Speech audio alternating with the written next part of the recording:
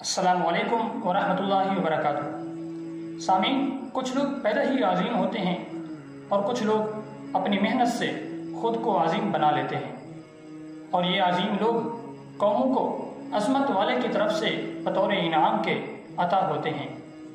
جو قومیں اپنے ان عظیم لوگوں کی قدر کرتی ہیں وہ قومیں خود کو عظیم بنا لیتی ہیں۔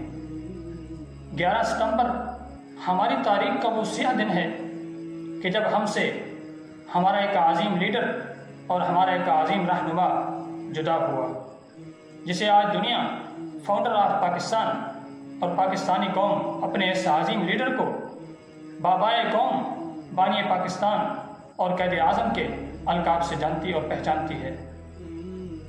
سامعین، کوئی بھی قومیں عظیم تب بنتی ہیں جب وہ اپنے محسنوں، عظیم لوگوں اور خصوصاً اپنے ان عظیم لیڈروں کے طریقے پر چلتے اور ان کے ارشادات پر عمل کرتے ہوں کہ جن عظیم لیڈروں نے اپنی قوموں کو الگ پہچان اور ایک الگ شناخت عطا کی ہو۔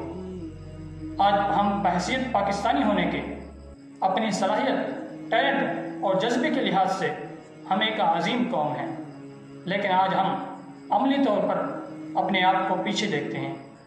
اس لیے آج میں نے یہ ایک عہد کیا کہ آج میں آپ سے قائد اعظم محمد علی جناح کے چند وہ ارشادات شیئر کروں کہ بحیثیت ہم قوم ہونے کے ان پر عمل کرنے کی کوشش کریں، کیونکہ کسی بھی قومی لیڈر اور رہنما کے تاریخ پیدائش اور تاریخ وفات کو منانے کا مقصد یہی ہوتا ہے کہ اس عظیم لیڈر اور اس عظیم رہنما کے طریقے پر چلنے اور اس کے ارشادات پر عمل کرنے کا عہد کیا جائے۔ چنانچہ قائد اعظم محمد علی جناح فرماتے ہیں، علم تلوار سے بھی زیادہ طاقتور ہے، اس لیے علم کو اپنے ملک میں بڑھائیں، کوئی آپ کو شکست نہیں دے سکتا۔ آخر یہ کہنے کا کیا فائدہ ہے کہ ہم سندھی یا پٹھان یا پنجابی ہیں؟ نہیں، ہم سب اولا مسلمان ہیں، پھر پاکستانی ہیں۔ اسلام نے ہمیں یہی سکھایا ہے۔ اگر ہم اس عظیم مملکت کو خوش اور خوشحال بنانا چاہتے ہیں تو ہمیں اپنی پوری توجہ لوگوں اور بالخصوص غریب طبقے کی فلاح و بہبود پر مرکوز کرنی پڑے گی۔ آپ تعلیم پر پورا دھیان دیں، اپنے آپ کو عمل کے لیے تیار کریں، یہ آپ کا پہلا فریضہ ہے۔ آپ کی تعلیم کا ایک حصہ یہ بھی ہے کہ آپ دور حاضر کی سیاست کا مطالعہ کریں، یہ دیکھیں کہ آپ کی گردانیہ میں کیا ہو رہا ہے۔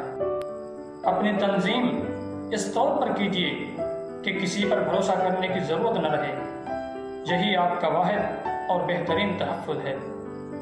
اس کا یہ مطلب نہیں کہ ہم کسی کے خلاف بدخواہی یا عناد رکھیں۔ اپنے حقوق اور مفاد کے تحفظ کے لیے وہ طاقت پیدا کر لیجیے کہ آپ اپنی مدافعت کر سکیں۔ قدرت حالات کے مطابق ایسے آدمی پیدا کر دیتی ہے جس کی وقت اور حالات کو ضرورت ہوتی ہے۔